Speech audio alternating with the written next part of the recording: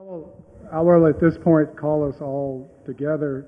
We're not going to be taking up legislation at this hearing, so we'll dispense with calling the roll. It doesn't matter whether we have a quorum or not. We're not going to do any harm to the people today. I should say, sort of as at the outset, that those of you who know me know that I have a terrible problem with sinuses and I sneeze a lot. So I'm sure at some inopportune moment I'm going to sneeze and everyone will flee. But I'd like to explain just for a minute about the purpose of this hearing. The CARES Act has a number of regulations and restrictions on various pots of money within the Act. We are not here to talk about the $100 million for small businesses. That's another part of money, and that's not the focus of this hearing. The focus of this hearing is the other billion or so dollars, which comes with different restrictions. In some instances, we are permitted to reimburse people for expenses connected with coronavirus. In other cases, we're not, but basically it matters to the extent that you can trace an expense to the coronavirus.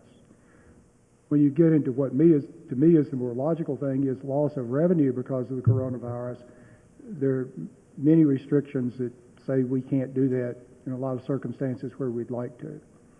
So some of the people before us are government agencies, some are not. The rules are different, but that's what we'd like to hear from you about.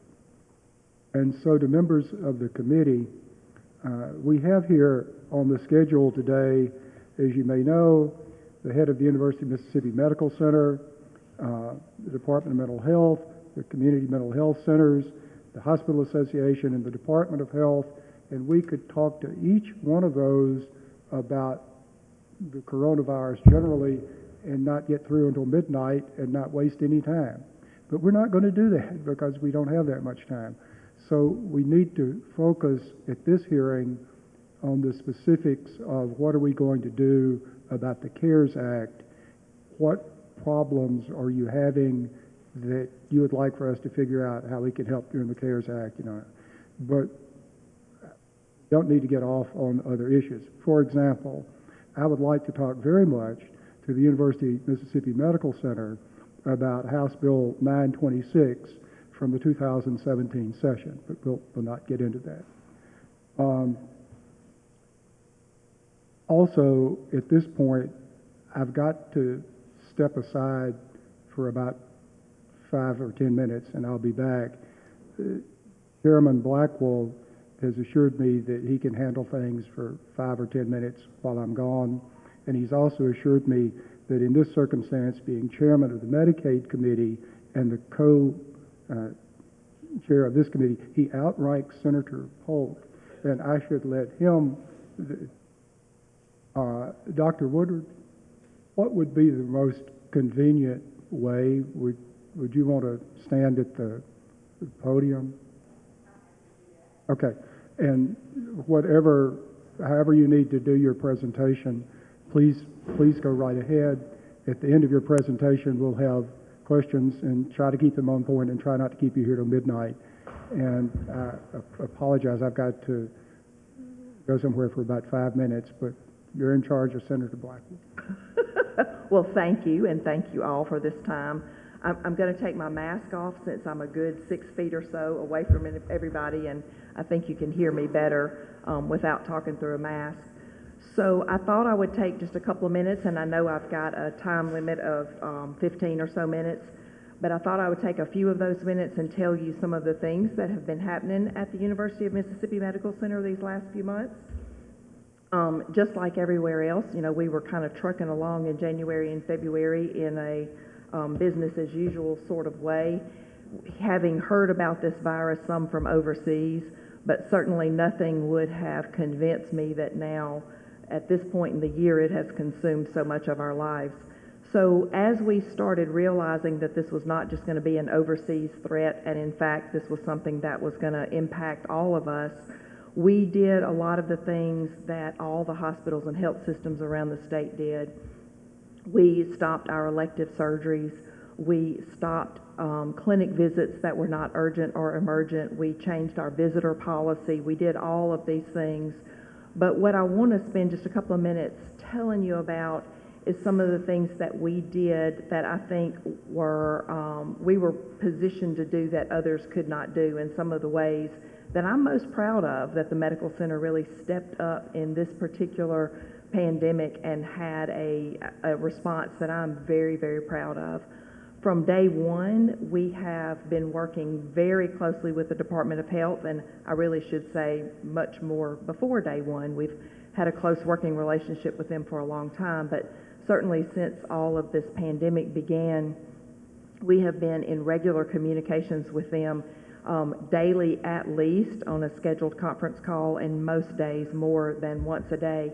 So very quickly, early on, we worked with them to stand up with partners like the National Guard and C Spire and others. It's certainly not a one-man show. We had a number of partners to stand up the possibility for statewide screening and then also mobile site testing. And to date, we've done more than 60 sites around the state.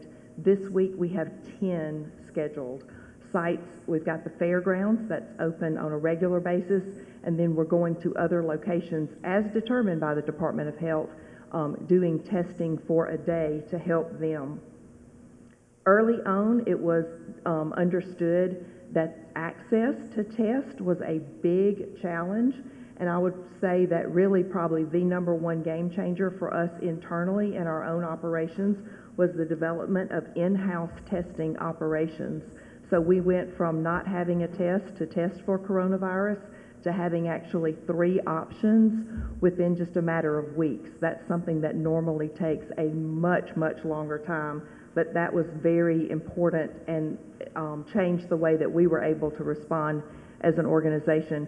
We also outfitted a number of our units to be designated to take care of these patients so that we could cohort them together. This is a very infectious virus, and so in the efforts to prevent commingling of patients, we tried to cohort the patients together. We have 2 adult ICUs that are designated COVID units, COVID patient units. 2 of our 4 adult ICUs are designated as COVID patient units right now. They are full. Yesterday, we outfitted the 3rd. We've got an MICU, a cardiac ICU, a neuro ICU, and then a surgical ICU for adults. And right now, the MI and the cardiac are dedicated for COVID patients. We outfitted the neuro unit yesterday with the negative pressure and the filters and to get those ready if need be. We've got 2 active adult med-surg units where we're cohorting our COVID patients, and a 3rd designated if need be. We've got not full units, but beds and areas in the OR, in the pediatric hospital, and in the women and infants delivery suites that are designated specifically for those patients. We stood up clinical trials. We are, as basically we always are, taking care of very, very sick patients. Today, right before 1 o'clock, I was notified that 2 of our patients that are in the intensive care units, one in their 20s and one in their 30s, previously healthy individuals, were being prepped to be put on ECMO. That is an external, basically heart-lung type machine. When somebody's heart is not able to work or their lungs are not working, it's almost like dialysis for the heart and lungs. It's an artificial support. So we're prepared to dialyze patients. We're prepared to put patients on ECMO. So we're taking care of very sick patients. We have shared widely protocols, whether it's videos about how to properly don and doff the protective equipment or whether it's a protocol for ventilating patients. We have shared those widely with other healthcare professionals around the state, and in fact, some of those are posted on our website. We are using a lot of innovative methods, I think, or very targeted and focused methods to preserve our PPE. We've got a suite where we are doing some radiation to the N95 mask, that most precious commodity of all, so that we can reuse those.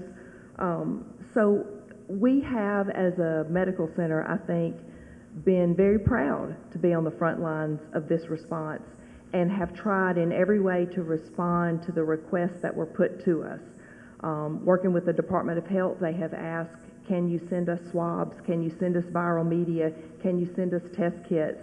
And we have said yes, and we have done testing for our own patients, testing for Department of Health patients, testing for other hospitals around the state when asked. So we have been very proud to do all those things.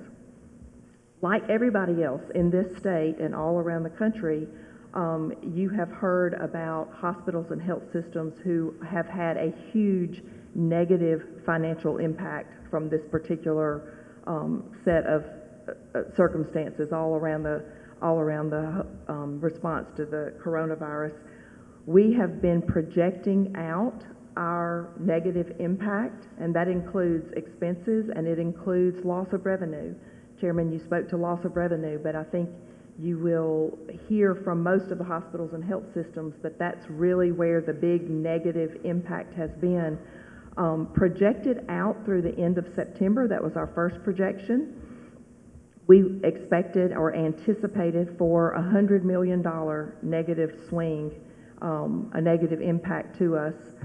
We were asked to project it on out through the end of December, and the number gets to about $150 million.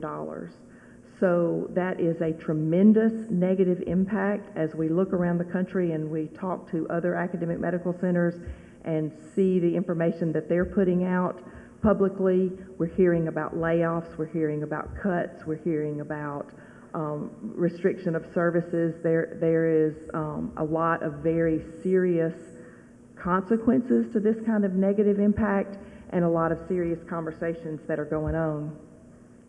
I'll answer questions about these, but one of the things that I want to be sure that you hear and that you know is that we have been looking at the CARES Act. We've been looking at different opportunities for federal funding and federal reimbursements.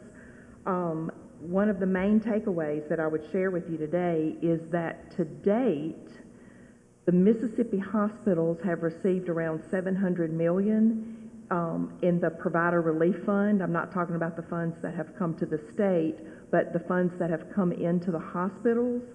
Of that $701 million, I think is the accurate total, the medical center has received $25 million.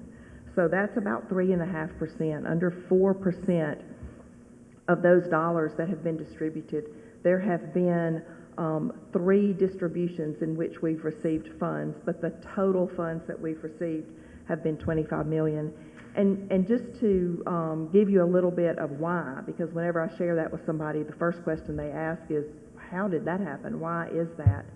The first amount that was distributed out to the Mississippi hospitals was $378 million, and out of that we got 17.7.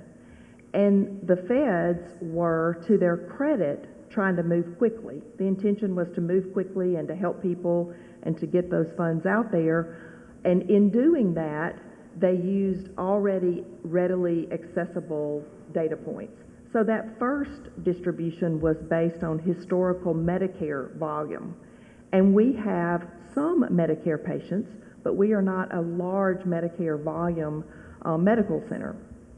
So people have also asked, do you anticipate that you will get additional federal funds? And my answer is, I do hope that we will, but I don't know. Just like the recommendations coming out of the CDC and everywhere else, it feels like a moving target and things change from one day to the next on what's being recommended regarding mask and no mask and open this and don't open this. The information that we're getting about what federal dollars will be available is also feels like a moving target to us because, you know, it's just not set yet.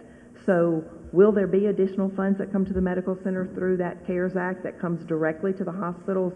I hope so, but I don't know. So I want that to be something that you are aware of. I also want you to be aware of, for all of us in Mississippi, the fact that the people that have lost their jobs and have become unemployed now it's higher than we've had in a number of years, and we are already seeing an uptick in the patients that don't have insurance. We are already seeing that, even though, you know, we are just a couple of months into it, but we're already starting to see more patients that come to us that don't have insurance. The percent of our self-pay has increased, and I think that others will see that all around the state. This is not just a problem for us. I think this is going to be a challenge for many of the hospitals and health systems around the state, and I don't think this is going to be a short-term problem. I think that this is going to be a problem that we will see going forward. So that gives you a flavor, I think, of the challenges that we have, and I think at this point I'll just pause and see if there are questions, what questions I might be able to answer. Well, Dr. Woodard, our dilemma, of course, is trying to figure out the details of the CARES Act. And the good news, I think, from the perspective of UMC is that you obviously have no expertise in the CARES Act because it didn't exist. Nobody has any. But the notion of going through this type of legislation and finding out what does and doesn't qualify is something that y'all do routinely. And also, I know that y'all keep good records and know what's going on. So just from that perspective, the University Medical Center is in a position to be very helpful to us. And our goal, sounds odd to say this, but we have a very large amount of money that's available to us. And our goal is to get that money to where it can do the most good as quickly as possible. So it's very helpful, and I would ask you to, and I think you're doing this anyway, to keep those of us in the legislature, and for that matter, the governor's office too, aware of your ongoing calculations, your ongoing idea about what is or isn't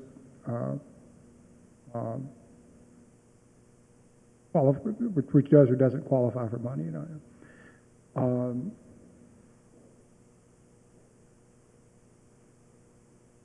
Other than that, what do you need for us to do?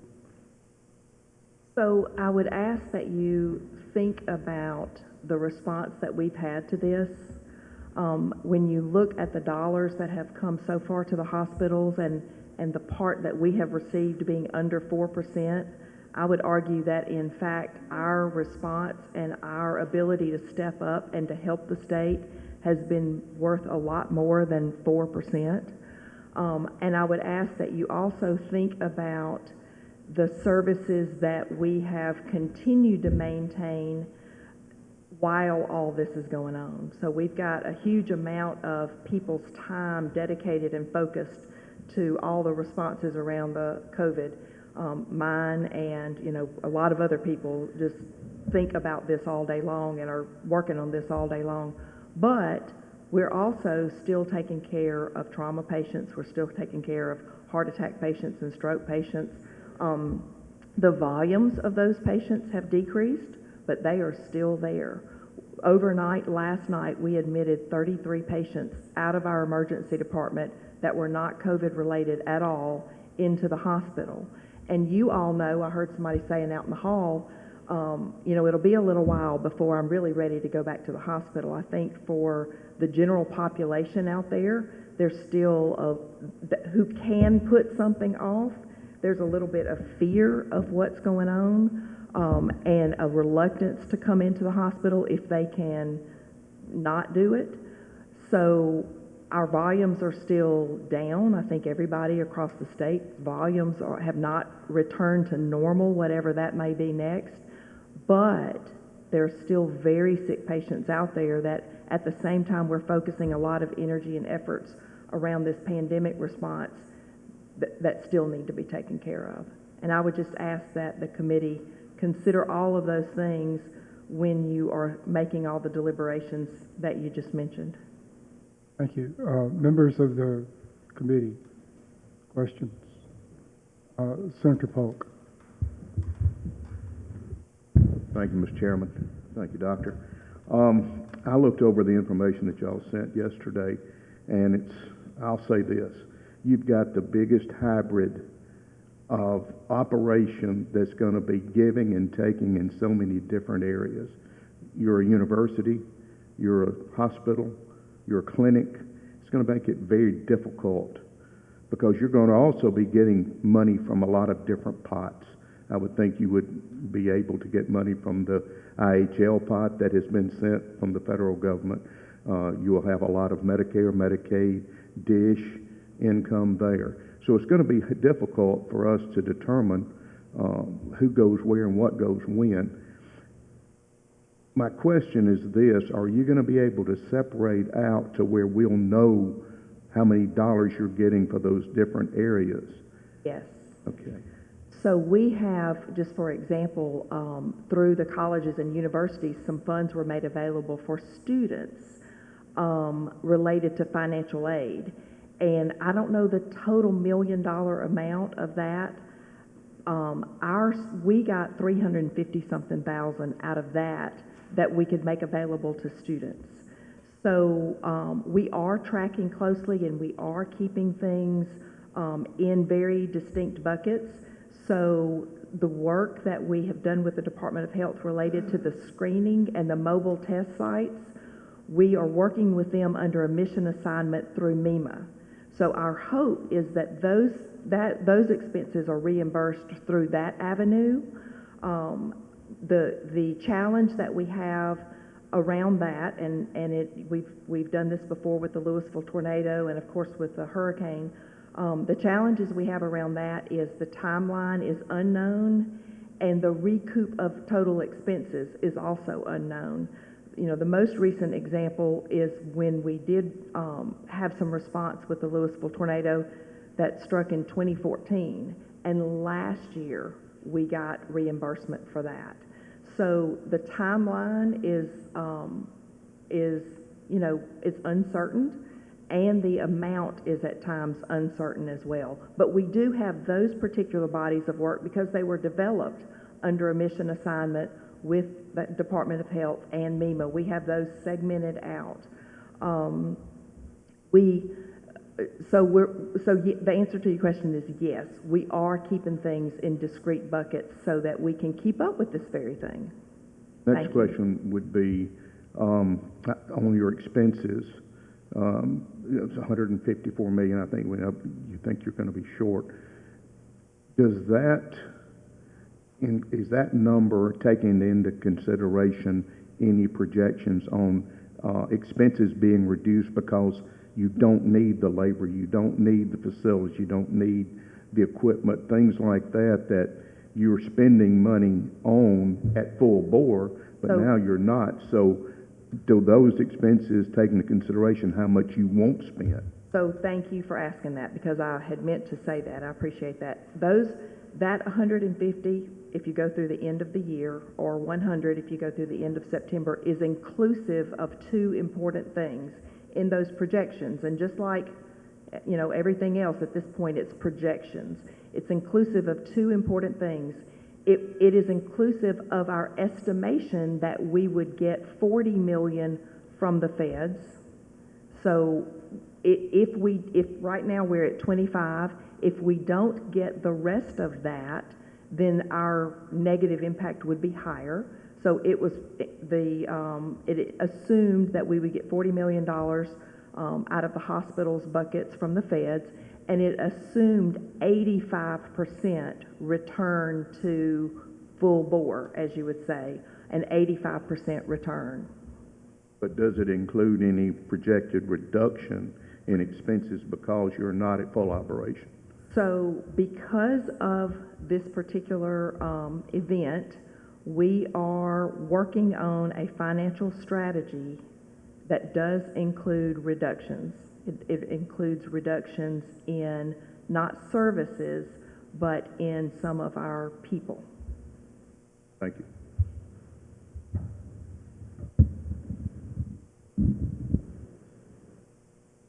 Clearly, I'm not an engineer. Senator Fillingham. Thank you, Mr. Chairman, and thank you, Dr. Woodard. I think you're doing an excellent job. And I'm just curious, I assume one of the direct costs that would be covered by the federal money would be treating coronavirus patients in the hospital itself. So could you give us sort of an idea for an intubated and maybe a non-intubated coronavirus patient? What is the cost per individual that y'all are seeing in the hospital? So I'll have to get back with some specifics on that because just an average, but there's a huge range. Some of the patients that are tested positive are not sick enough to be admitted, and they can go home and self-quarantine. Some are admitted and are on a med-surg unit, and then some are in the intensive care for weeks, and they're very sick and require all this extra stuff, like I mentioned, the ECMO or bedside dialysis and these. So there's a huge range in the cost of these patients. Part of the negative impact to the hospitals and health systems is for those patients who are very sick and they stay in the hospital for a really long time, the reimbursement is more along the lines of a sick pneumonia patient, which is less than some of the higher level of care patients that we normally take care of. So we are being reimbursed for these patients, but across the board, you look at the reimbursement of this group of patients, no matter what the spectrum is, and the reimbursement of patients that probably would have been in those beds, and it's a lesser number in the reimbursement bucket. So these patients that do have to stay in the hospital or getting the ICU treatment, do you bill the federal government directly? Is this something they're paying for? Or if you have insurance, do you bill the insurance? Who is paying for all this? If the patient has insurance, we are billing the insurance. For those that do not have insurance, just in the last week, the federal government stood up a portal by which we enter that information in, and it is our understanding that we'll get paid for those patients. But, you know, again, this is sort of a new thing that just started about a week ago as we're learning about that and figuring that out. So those dollars are not part of the ones that you were testifying to a minute ago, the $154 million that you had asked the state legislature to appropriate? So the projection of the lost revenue as a whole is included in these projections. Yes, it is. So the difference between who would be occupying the bed versus who is currently occupying the bed? Our revenue projections from a year ago to what we think they are now, that's part of that difference. And when you stop doing the elective operations and procedures, is that something that you anticipate is covered in the federal monies as a loss of revenue? So the federal dollars are, in some cases, we're not certain what the formula is and what they're thinking about. In some cases, we've gotten a little information after the fact, but the third amount of money that went out just last week, so far, now, I have not confirmed this in the last 24 hours, so, you know, if there's been some late breaking news from yesterday, I may be a little bit behind, but as of the end of last week, what we knew, it comes through United Healthcare, and it's designated HHS, and it said rural, and that's the only explanation we get. So I do anticipate probably in another week or so there'll be more information that comes out that lets you know what the qualifying metrics were and all of those sorts of things, but we're not getting a lot of detailed information at this point. Thank you. Thank you, Mr. Chairman. Who else? Senator Wiggins. Thank you, Mr. Chairman. Thank you, Doctor. And let me say that I do appreciate what UMMC has done and stepped up and as how y'all have handled this. So, let me see how to phrase this. Y'all aren't the only hospital in the state dealing and treating with these patients. You're right, that's right. And if I understand the CARES Act, how that's come down from Congress, it doesn't say UMMC gets, you know, X millions and this hospital gets X millions. It goes, this is for treatment, and then with us doing it, it's up to now us, I guess, to decide who gets what. Am I right in saying that? I think so. In the last 3 weeks or so, there has been, we are submitting on a weekly basis how many COVID patients we have, how many are in the ICU. That leads me to think that at some point, they're going to take that into account of their calculations Who are we submitting that to? to CMS, to the Okay, feds. to yeah. CMS. So, So, do you have the specific amount that's allocated to hospitals for this in the CARES Act? so what I know only is what has been distributed so far Okay. to the Mississippi hospitals, and that's the 700 million. Okay, so 700 million, Right. and that's to be split amongst the hospitals who are handling the COVID-related cases. And the decision has been made, you know, like I said, that first round looked at historical Medicare volume. Mm-hmm. So that those dollars have come directly to the hospitals. There hasn't been anybody in the middle saying, let's split it up here, there, and wherever. And so that decision to use historical Medicare dollars was done by CMMS, is that right? Or HHS, yeah. Or HHS? Yeah. Okay.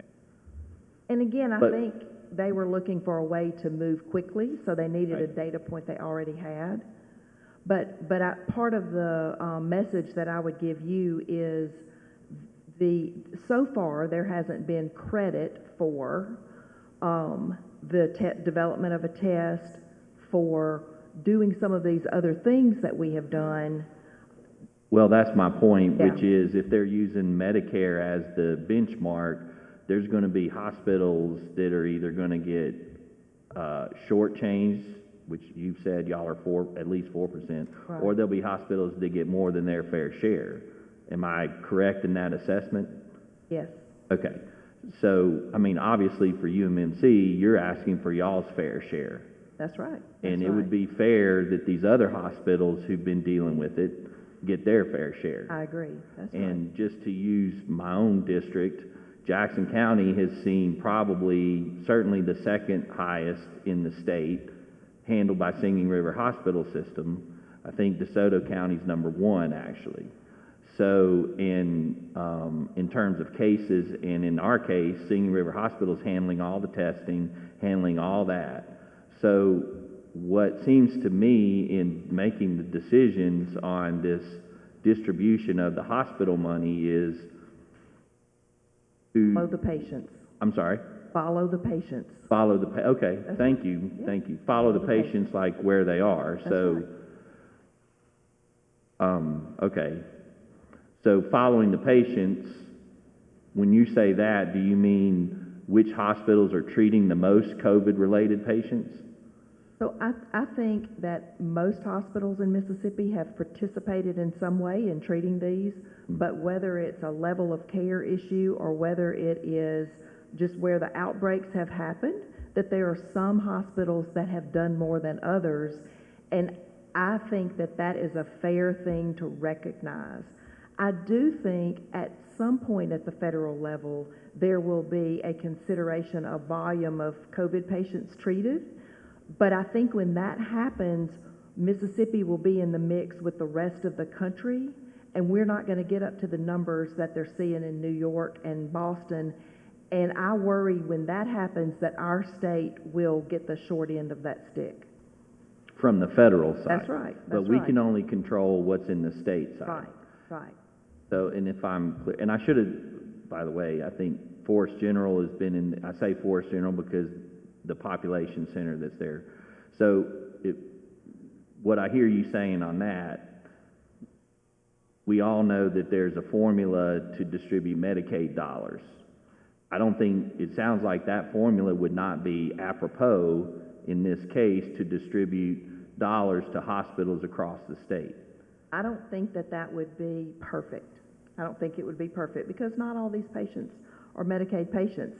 I think looking at the number of patients, I think for those facilities that have done testing and developed testing and are taking care of a higher level of acuity patients, we are definitely one of those, but we're not the only one. I would add Singing River's been that way as well. That there should be some special consideration for those facilities as well. So, if I was getting to design the formula, it would look something like that. I'm happy to help.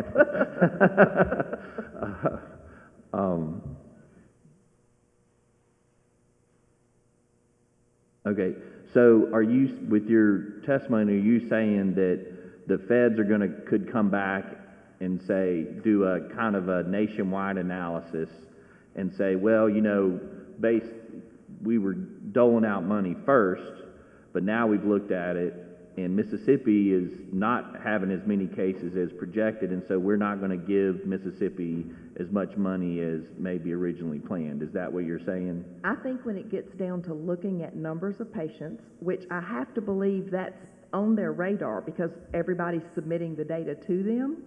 So I think when it gets down to looking at that, we are, as a state, just going to fall lower on the list than these states that are having larger volumes of patients. Like I said, New York and Boston, even Louisiana. I think when we get to that point where it's a patient number issue and you're looking at it across the country, we are not going to be high on that list. That's my concern. Okay, and just to put a bow on my questions, so if you're saying follow the patients, based on my recollection of the numbers coming through the Department of Health, I think actually DeSoto County is number one. I think Jackson County is right there based on the number of cases and what's being treated. I think Hinds County. So that's what you're saying in looking at The patients. I think we should look at the hospitalized patients. Okay. As they're distributed all around the state. We have a heavy load of those, but we're not But- the only ones. Others do as well. Are y'all doing the testing for Hinds County? And We're so- doing the testing for one of the local hospitals in Hinds County. We're doing the testing for the Department of Health, and we're doing But our testing. that's a cost for y'all, correct? That's right. So you're doing that, and I say that, but, okay. So when you said hospitalized, but just because they're not hospitalized means hospitals are doing other things as well related to this, like the testing. I'm not really following that. Well, I think you said that y'all are doing things in addition to just treating patients in the Right, hospital. right. Okay. All right, thank you very much. Thank you. Senator McMahon.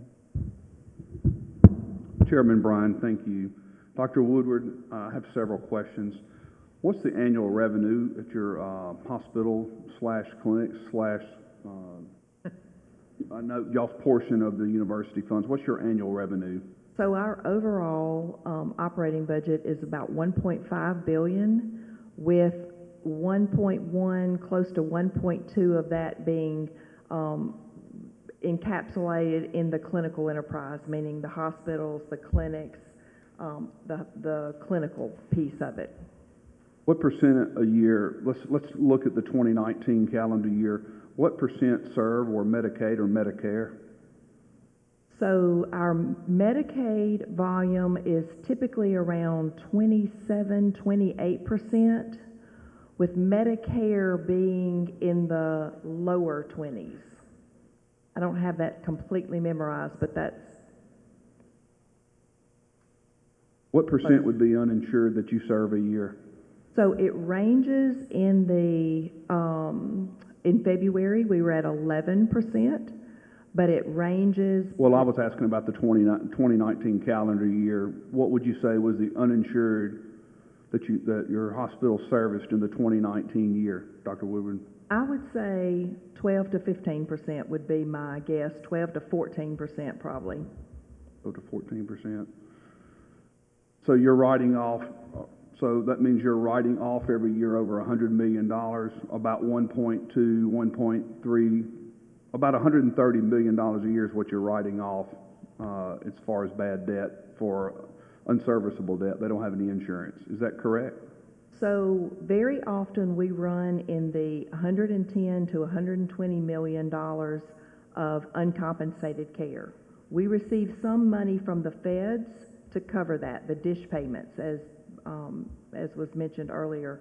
So I would have to go back and see what our dish payment was last year.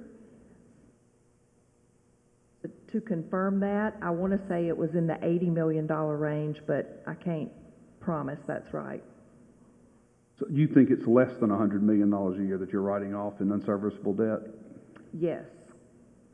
So your projection is $100 million in September, or for the year, $154 million. That's right.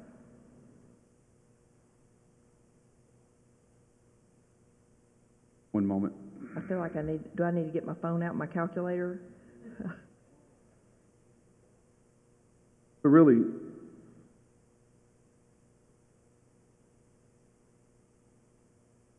so your real loss is not going to be $154 million, because you just stated for the record that you normally write off around $80 million a year. So the 80 million is what I would say we got in dish payments last year. So about $74 million is what you're really going to write off for the year. The projections that I shared with you started in March. So that was not for the full year. From March through the end of September was the 100 million, and then March through the end of December was 150. Dr. Woodward, if your hospital is projected to lose $154 million this year, well, let's just say between $74 million and $154 million, have y'all had reductions in administrative pay? Yes, we have, starting in May. What were those, starting in May, what was the percentage of administrative pay? 15% reductions. And what about doctors and nurses furloughed? So we are working on that plan right now. We've got a plan under development. And it will, just like we have seen with medical centers all across the country, pay reductions, furloughs or layoffs, restriction in new hires, those are all things that we are developing in a plan. We've already started, this was in part the whole pandemic, but we have started and continued a reduction in travel. We have restricted severely any new hires. There's a group of 4 of us, including myself, that's personally reviewing every single new hire request. But we are developing a plan, this sort of a financial mitigation plan, that sadly does include some people being laid off and some pay reductions. Do you think there'll be continued administrative pay cuts, percentage-wise? Do you project that? So I think it depends on how things evolve. Some of It's the 15% currently, but other private sector hospitals in the state have already cut their administration costs by more than 25%. Your cuts are anemic, in my opinion. What would you say? So I would say that there are other projects that we have stopped, contracts that we're renegotiating. There are a multitude of things that we are doing in order to decrease the impact to our medical center community at large to the degree that we can. One last question. You said that the money should follow the patients. What about the tier 1 and 2 what about the tier 1 and tier 2 hospitals that prepared or converted ICU beds, devoted those to COVID beds, and although those services may not fill, they went through the expense of setting up COVID beds or converting ICU beds to serve COVID in the potential outbreak that did not occur. Should they receive some funds to help offset those costs? I do think that the legislature has the potential with these funds to look at those sorts of things. I think readiness and preparedness is very important, and should be part of what is considered. Because there is a cost associated with those, both the direct cost as well as the opportunity loss for whatever else would be happening in that space. Dr. Woodward, thank you for answering my questions. Chairman Bryan, thank you for the opportunity. Senator Black. Thank you, Mr. Chairman. Actually, I just wanted to clarify something Senator Wiggins said. DeSoto County is actually fifth. We're behind Hines, Lauderdale, Madison, and Scott. And in terms of deaths, Thank you. we're behind Jackson. Okay. No, and that's fluctuated since a month ago.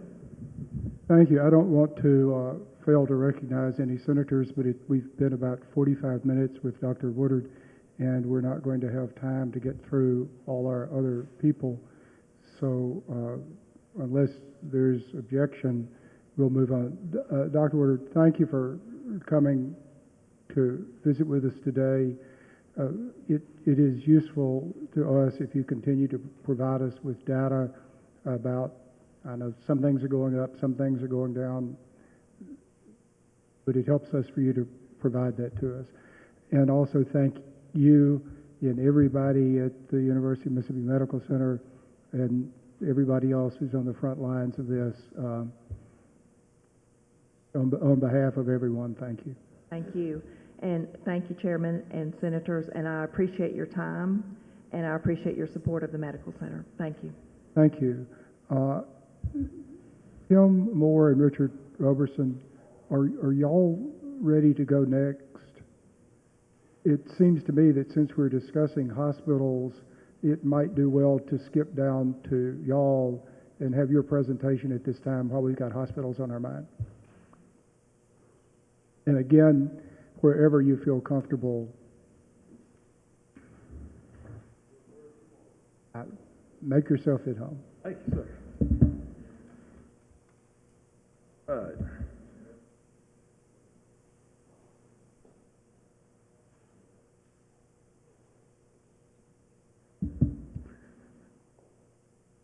Mr. Chairman, I want to say thank you first for the opportunity to be here and to share the information and certainly answer questions of whatever we need to do. I'd like to remind everyone first that we are at the initiation of Hospital Week. It seems kind of ironic that we would be here today. So I encourage you, if you get a chance to speak to some of your hospitals, to tell them thank you. Appreciate what they're doing. I know y'all have done a lot of that anyway, but I don't think we can say that too much for our folks on the front line. We have tried to pull together over the last few days information that we feel like might be helpful. One is just certainly to remind people where we were initially, and also that healthcare is a tremendous pillar in our community, not only from the healthcare it provides, but from an economic engine, from a social perspective. It plays a large role in what we do as a state. We've seen over the last few months, a couple of months, how important hospitals really are. We take them for granted sometimes. We take the healthcare industry for granted when things are going well and we don't really need something, then we kind of forget how important it is. COVID-19 woke us all up and I think brought us to a different level of understanding and appreciation for what not only the institutions represent, but also the people that are providing those services. So I encourage you to continue to keep that in mind as we go forward. Across the state of Mississippi, hospitals employ around 61,000 employees, and then also help in the development of another 119,000 jobs as we go forward. Prior to COVID-19, hospitals across the state of Mississippi did almost 400,000 admissions, taking care of patients in the hospital, and almost 4.5 million visits on an outpatient basis caring for Mississippians. That does include emergency room visits. I think Dr. Dobbs is going to be with you a little later, so this comes straight off the Health Department website, and it does show that the mandates have kept things flat. We don't see any spikes in our numbers, and we should all be very thankful for that. I don't think we can take that for granted either. That could change relatively quickly as we move forward in this. I'm afraid I'm in one of those peak columns there, so I encourage everyone to be mindful of where you fall in that and the risk that you may be undertaking from an age bracket standpoint. I want to go back now just a little bit, and let's talk about where we were before COVID-19. And we pulled cost reports, the most recent cost reports, and found that hospitals, and these are aggregate numbers, okay, monthly aggregate numbers across the state, $689 million a month in operating expense for our hospitals. Some of you might not have thought that that number was quite that large.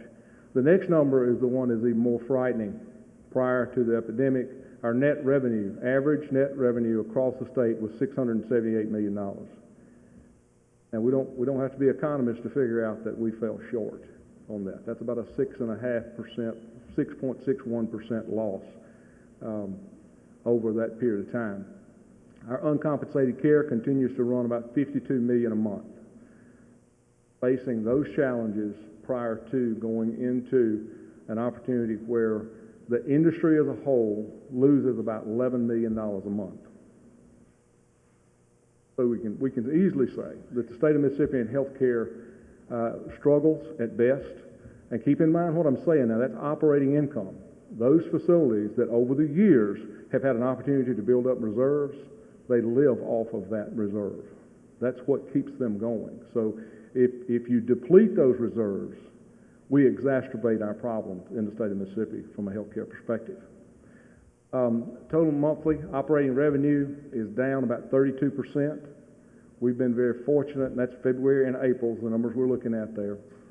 You'll see in a minute that we actually looked at some studies across the country, and that number's closer to 54 to 55% decrease. So we have been somewhat fortunate in that standpoint. That puts our aggregate operating revenue down $365 million through the end of April. Pretty significant cut. And then, of course, if you net that against your expenses, it's a $280 million loss through this period of time, through April, only through April. So you're looking at the middle of March, 3 weeks in March, and then April.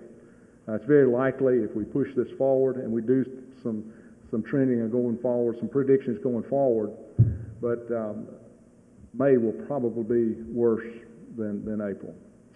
COVID-19 related expenses exceeded $59 million through April, strictly focusing on only COVID expenditures, nothing else in the hospital, just COVID. We've been a lot of questions a while ago earlier concerning the grant money that has come down from the feds. Certainly we will be happy to share more information on that. It is extremely confusing the way it was done. We are thankful, just as we're appreciative of this body, looking at how you can allocate money to help your hospitals. The federal government did the same thing. We don't throw any stones at that. We're very appreciative of it. There was a hurried approach, okay? How do we get the money out as quick as we possibly can? We appreciate that too. But as Dr. Woodward said earlier, there's no perfect way to do it. Well, what you see up there, out of that $446 million that the state has received so far, is a large percentage of that came in the last distribution, okay, and that was in the rural distribution. When the first distribution came out, and we heard a number of people talking about all the money that the state of Mississippi was getting, I want to share with you exactly what happened on hospitals. The first distribution in the CARES funding was $371 million to the state of Mississippi. Hospitals only received $178 million of that. The rest of it went to whether it be clinics, home health, DMEs, FQHCs, I think got a separate bucket there, but it was spread among a number of different areas, not all hospitals. 111 hospitals received funding out of that bucket. If you go to the second round, and that number was actually calculated on Richard, help me here, net revenues on Medicare and Medicaid. Okay? That was the first distribution. That sounds pretty fair. Everybody does Medicare and Medicaid. Here's the net off of it. Here's how your distribution's allocated. Well, there was a lot of complaining in hotspot areas that we didn't get enough money. And that's probably right. Didn't get enough money. How can we redo this thing? So the federal government went back on the second allocation, which was the $20 million, and they allocated it based on net revenue only. Total net revenue. Now think about Mississippi when you do that, okay? We have low payers, which when you look across the state, our payers, our insurance companies pay less in Mississippi than you do in other states. It's a fact, it's just numbers. We have a high degree of uncompensated care, which makes our net number smaller. But we got very little money in that. As a matter of fact, if you dig a little bit deeper, you find out that the first distribution was $178 million to hospitals. When you go back and net that back with the second distribution, which was $166 million, the state of Mississippi got less than $9 million. Hospitals got about $6 million out of the second distribution. Okay? When we start looking at how low some of these hospital numbers are, how much money they got, it's because it was split up in a lot of different places. The big number, and the one that we want to talk about here because I think it's real important, Mississippi is a rural state. We've got a lot of rural hospitals. The rural distribution helped our small rural hospitals. Approximately 69 hospitals received distributions out of that money. And it was much, much more substantial to our small rural hospitals than anybody that was in a non-urban area received money. So our folks in larger metropolitan areas, the coast, Jackson, Hattiesburg, those areas, those big hospitals did not receive funding out of that. Now, in all fairness, those that had small hospitals received funding through the small hospitals, but that was to take care of the expenses at those small hospitals. So I know we'll get to more questions on that in just a few minutes. Last one I'll mention on that is the high COVID-19. There was extra money that was dispensed based on those hospitals that had 100 positive COVID admissions prior to April 10th. Well, let's think back. It didn't hit Mississippi till early March. So you had about a month to accumulate. So we didn't have anybody in the state of Mississippi that had 100 positive admissions by April 10th. Okay? So we got no money in that. So it did not help Mississippi. Okay. We've seen significant increase in supplies necessary to treat not only these patients but also in other areas. We use a 400% example here. I have to give my example of those of you that have been in dealings with hospitals. We went back and checked that an N95 mask prior to the pandemic was 43 cents for some of our larger systems. If you bought in bulk, they were being sold for $7 a piece. That's $1,500 markup. That's a problem. We're still facing some of that. It's not that significant anymore, but it is still, they are at higher rates. We've had a lot of businesses in the state of Mississippi that have stepped up, and they have helped fight that and put products on the market. It's been very helpful to us. Significantly lower revenues. We've seen 30 to 40% across the state of Mississippi. As I mentioned earlier, it seems to be higher in other parts. Again, that has to do with our commercial mix, our Medicaid, our high uncompensated care. Significant increases expected in uncompensated care, 114% in some areas, according to a study that was just out earlier this week. Revenue and expenses at this point in time are throwing a dart. And I'm sure y'all have heard that a lot. You've heard that from a lot of people that are up here. Nobody knows. You know, we can rock along and we can predict what we have right now. All we need is a slight surge. And we're all very fearful that come flu season, we mix this in with the flu, and then we're back in this room again. And we all know that the country, Mississippi, nobody can continue to afford that. So we got to figure out how we're going to fight it. It's here. We've got to learn how to deal with it, live with it, and move on. Our point now is trying to find the right mix to be able to get there, to stabilize our healthcare systems and move forward. The expense is estimated in moving from here to the end of the year is expected to be somewhere in $40-45 million. Just COVID expense. This is one of the ways that we looked at this to determine if we come to you with a specific ask, what would that be? Well, let's look at how do we cover that. And of course, if you multiply that out, you're looking at somewhere between $320 and $350 million to go to the system. The patients did the right thing. The Mississippians sheltered in place. We kept them at home. We kept them from getting sick. We kept the lines flat. We all know we can't stay at home forever. We have to keep things moving and working with that. But I do think what was done had a huge impact on the cost that was there. One thing I want to remind everybody, testing continues to be an issue. It's still an issue in Mississippi. We're doing a lot more of them. That's good. Here's our issue, though, is that as we move forward, we're still going to have to test.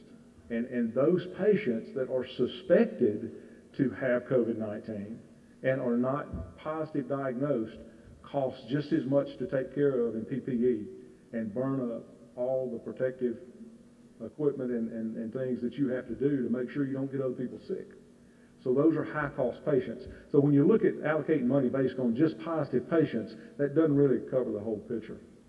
We spoke up louder than anybody, stay away from the emergency room. We did not mean for patients that needed the emergency room to stay away from the emergency room. We were talking about COVID patients. We did a poor job communicating that, all of us. I mean, we could have done a much better job. When you go back and you listen to stories that hospitals are telling now, had a hospital administrator tell me last week he was in the emergency room. A patient came through the drive-through. It was an elderly man in the mid-70s, had his wife in the front seat, said she's been complaining of chest pain for 4 days. He said they would not take a chance on one of them catching the virus in the emergency room. When the medical personnel got to the car, they determined the lady had been dead for probably 4 hours. Real story. We've had stroke patients. We've had heart. You know, I had the administrator in Oxford was sharing with me that we have stamped out heart disease in Lafayette County, because nobody's coming to the ER for chest pain. They're scared to death. Scared to death to come. We've got to fix that, and we are. We're pushing out a messaging campaign to try to get people that need care back to where they need to be. I mentioned earlier about the survey that came out on 54% of decrease in inpatient, outpatient services across the country, and like I said, ours has been a little less than that. We've got pent-up demand. The demand is there to take care of patients. We've just got to message out the fact that it's okay to come to the hospital. It's safe. It's probably the safest place you can be. Everybody is wearing masks. You're downed up. We're protecting folks, and it's the place to do. The funding that we need to stabilize staffing and supplies, offset expenses, prepare for expected surges if they come. Recall that we have pretty much depleted the state's supply on PPE. We've had trouble getting from the federal government PPE. Hospitals have been told to go to their normal supply chain to get supplies.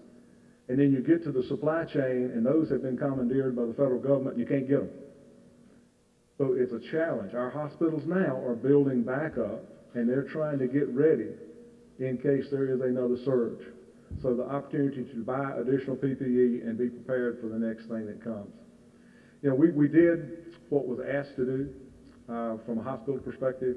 We shut down elective cases, those things that were non-emergent, that could wait, not life-threatening, had a tremendous impact on the state of Mississippi and on the healthcare system.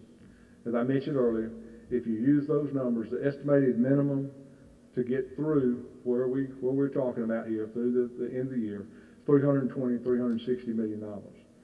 Now, let me share just a couple things on that, and then be happy to take any questions. If you look at the numbers that we're asking, it's strictly expense. We're not taking into any account the revenue loss that's involved in this, which is something we cannot completely overlook. There's certain concerns as to what can be replaced by the money that's coming in from the feds to the state, so we want to be very cautious about that. If you look at other presentations and talk about what if you put revenue into this equation and you look strictly at losses and not at expenses, the number is extremely high. And we've run a couple of scenarios just to share with you to keep that in mind. If you look at, of course, what we was talking about and keeping the steady expense of COVID preparation in line through the end of the year, you're looking at about $340 million.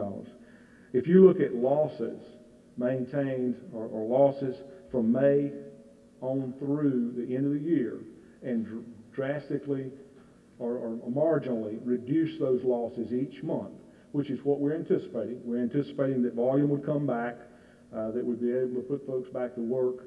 Currently, we have 7,500 hospital employees less than we did this time last year. That is a result of layoffs and furloughs.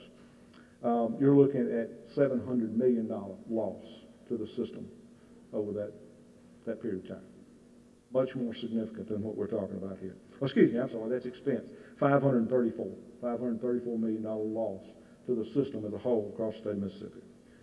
So with that, we'll be happy to answer any questions. If they get too tough, we'll throw them to Richard. Again, we have 3 more people to present, and we have about 40 minutes before the Senate reconvenes. But if members have questions, I'll recognize members for questions. Senator Horn.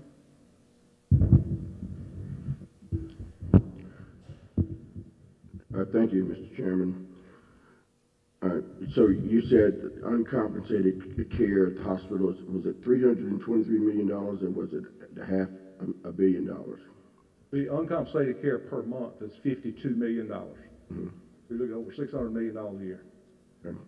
And has there been any discussion within the association with regard to the kind of support? Because everybody's talking about we need money from the federal government, we need money from the federal government through the relief fund or through the direct allocation. Has the association had any discussion about the kind of impact financially to the good that could be had with the expansion of Medicaid? Yes, sir. That's another, it's ironic of the dates, almost to the day. Yesterday, a year ago, I stood down in the rotunda and gave a presentation at a press conference on Mississippi Cares and how we could utilize that to not only provide care and relieve uncompensated care, but also an economic stimulus to the state of Mississippi. We still believe that. We still believe that is the right thing to do. I didn't bring it up in my presentation because we just felt like that we were on another topic, but we still firmly believe that Medicaid expansion is a viable part of the long-term solution for health care in the state of Mississippi.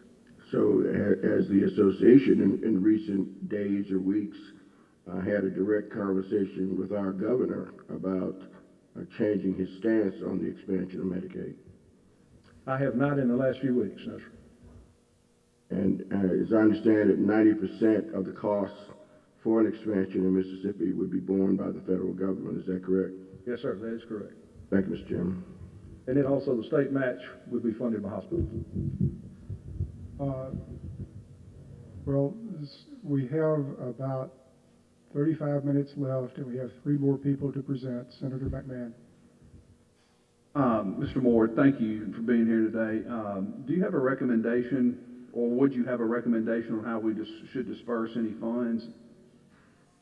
That is a very good question. I think there's a number of different things you're going to have to look at, and that is looking at, to some degree, where the federal money has gone, how that's been dispersed. As Dr. Woodward also said a while ago, there's no perfect way to do it. The Hospital Association, American Hospital Association, suggested to the federal government on the first distribution that they use a bed allocation. And in that model, the first distribution, $25,000 per bed for every hospital in the state, with additional $5,000 per bed for hotspot areas. That would have moved money quickly. It would have moved money evenly across the system to be able to have those costs.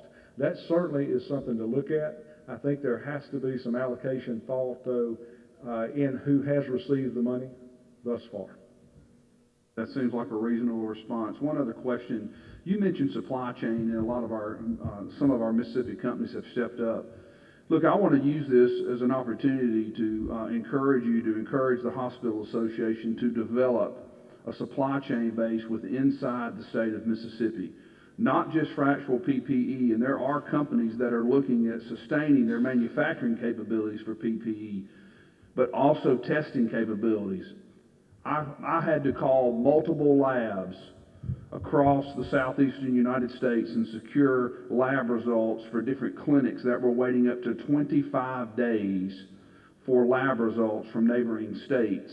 And I do not want the people of Mississippi to be held hostage by out-of-state labs anymore. I want us to have our own lab capabilities here in the state. Wouldn't you agree? Yes, sir, I would agree, and those conversations have actually taken place inside MHA. Okay. But the supply chain within the state, I think, is very important. And like I said, we have companies that are building PPE manufacturing capabilities, and we need to help them sustain that if they're competitive at some percentage. They don't have to be the most inexpensive, but as long as they're competitive. Wouldn't you agree? Yes, sir, I would agree. Moore, thank you for taking my questions, and Chairman, thank you. Anyone else? If not, thank you. And I know that the Hospital Association is providing some data to Chairman Mims at his request, and he mentioned that you probably would let us have the same information you're sending to him. But again, the purpose of this hearing and our goal is to try to determine what we can do within the regs of the CARES Act to be helpful. And just like the University Medical Center has people that are up to speed on that, I know that the Hospital Association does. It's very helpful to us if you continue to provide us with data about what you need, where you're getting money from, and also your, in particular, your understanding of what is and isn't permissible under the regs of the day under the CARES Act. Chairman, we'll help any way we can. Thank you. We Yes, sir. appreciate it. We now have Diana Mikula from the Department of Mental Health.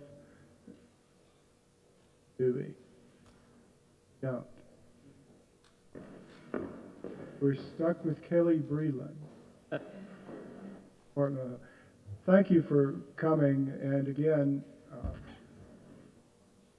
we're trying to focus on the CARES Act and what we can do to help you under the terms of the CARES Act. So thank you. Thanks make for having yourself me. at home. Kelly Breland from the Department of Mental Health. Doing a disservice to being introduced as potentially Ms. Mikula, but knowing, Mr. Chairman, that the narrowing of this meeting was about the budget, the portions of COVID-19 that could be reimbursed under the CARES Act, I got the privilege of being here today. Glad to be here. I also have a co-presenter, but uncoordinated presenter in Phaedra Cole that's coming right behind me. But I'm going to boil down my presentation, knowing the time constraints of the committee. In general, and I have a handout here with me, or it's on the screen. Ms. Ann Moak has that, and it's available. But the department has 5 major locations.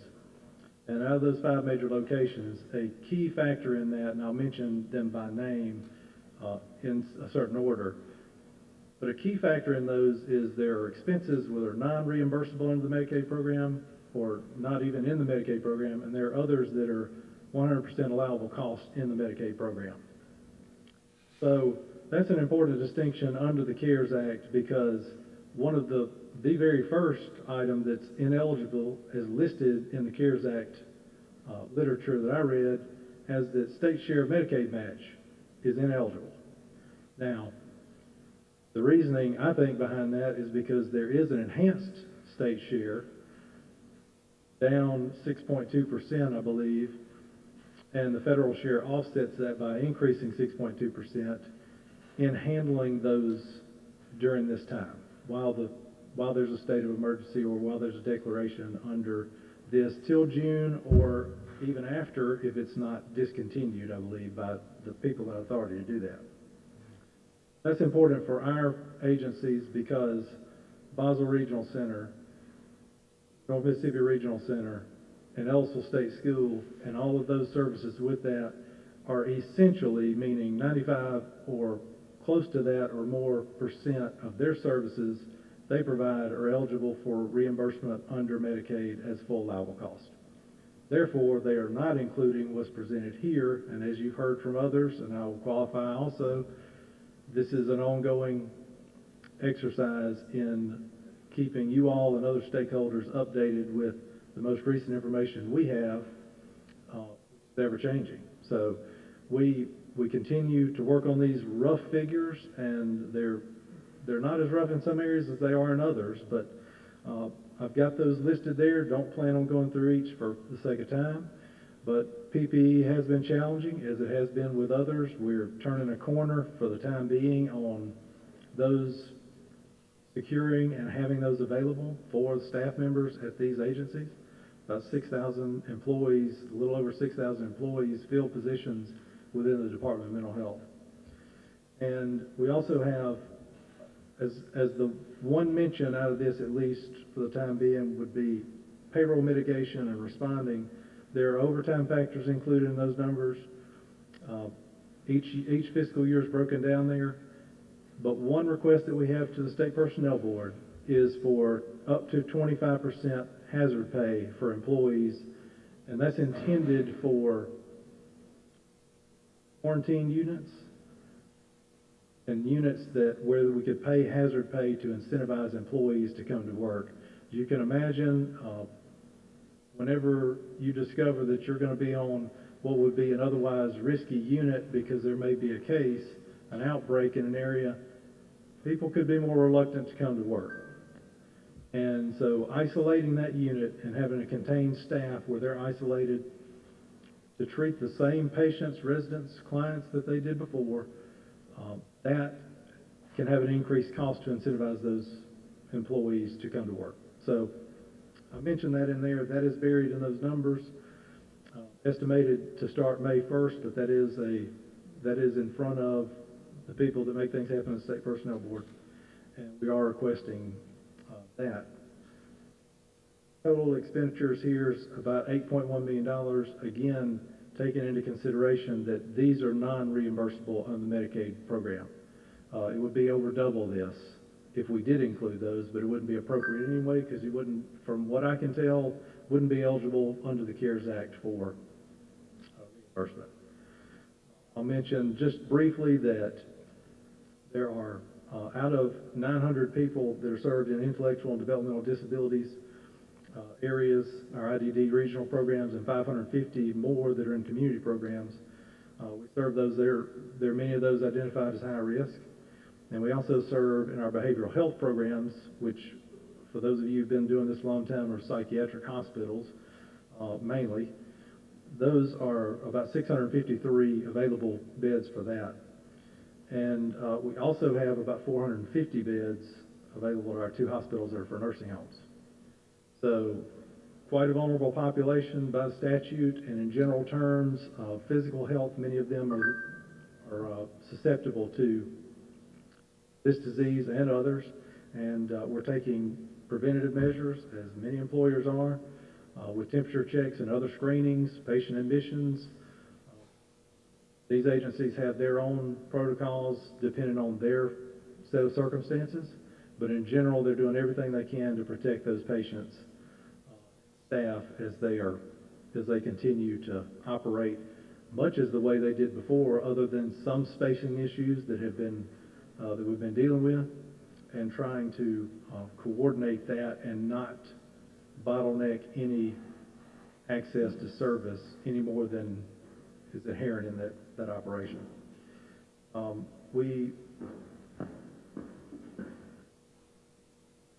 PPE, we have mentioned that we have differed on our admission criteria. There are staging areas and isolation rooms and isolation areas, and for the public to visit, for people that are visiting loved ones of theirs that are residents at programs. Those rentals and makeshift areas are being done, and those costs are included in here, best we know at this time. And finally, just to mention that we are grateful and appreciative to those, not only our whole workforce, but of course to those healthcare providers administering direct care. Those direct care workers and nurses on the front line, and it is no way to thank them or incentivize them as a thanks for what they do, as they know their occupation involves hazards that most occupations don't in relation to this disease. And finally, I'll just note that, as Mr. Moore mentioned, there is the real question, the real X factor in a lot of these. We can account for how much PPE we're gonna need potentially, and how much that costs, even if they are inflated rates. What we cannot do easily, because we're optimistic there won't be an outbreak, but if there is an outbreak and controlling it becomes difficult, that's when your costs start to go up. That's when you're paying hazard pay. That's when you got overtime in and above what you already were providing services for. So it's really about the scope and the scale of that, of any outbreak that comes, which we of course are optimistic that we would not have. That boils down my prepared remarks, Mr. Chairman. Thank you, Mr. Breland. Any members of the committee have questions? Seeing none, thank you, Mr. Breland. Thanks for having me. Dr. Dobbs, or what, I'm sorry, Ms. Cole, you want to?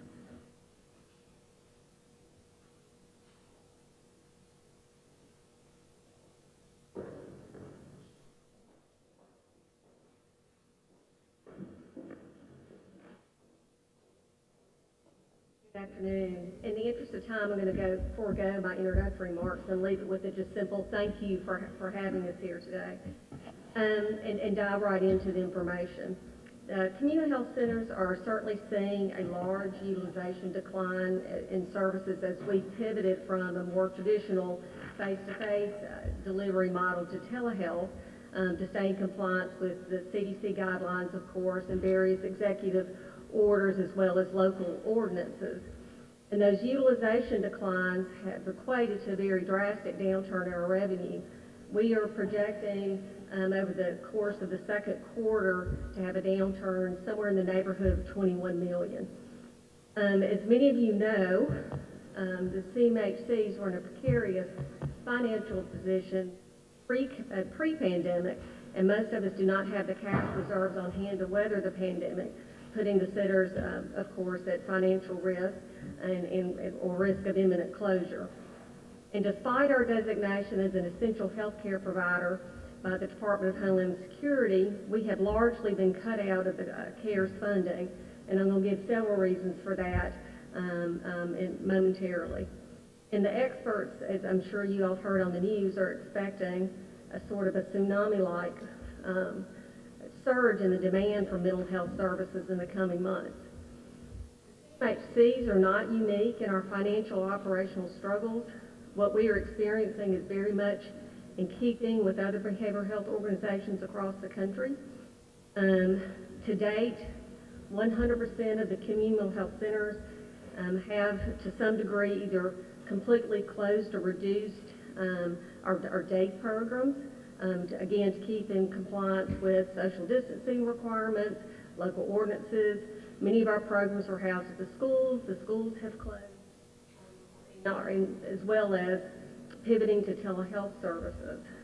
Nationally, 93% of behavioral health organizations across the country have reduced operations. Currently, 36% of the CMHCs have furloughed employees, most of whom are direct care staff. Nationally, behavioral health organizations are reporting about a 47% reduction in staff. So fortunately, we're in a little better position than organizations across the country. 4% of the CMHCs cannot financially survive beyond 3 months in the current climate, compared to 62% nationally.